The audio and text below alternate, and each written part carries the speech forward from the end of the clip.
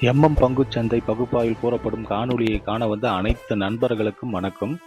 பங்குச்சந்தை கூறப்படும் காளைய நிலை கரடியின் மதிப்பு எந்த அளவிற்கு பங்குச்சந்தையில் தனித்துவத்தை ஏற்படுத்தி வருகிறது என்பதை பற்றி நமது காணொளியில் தெளிவாக சொல்கிறோம்.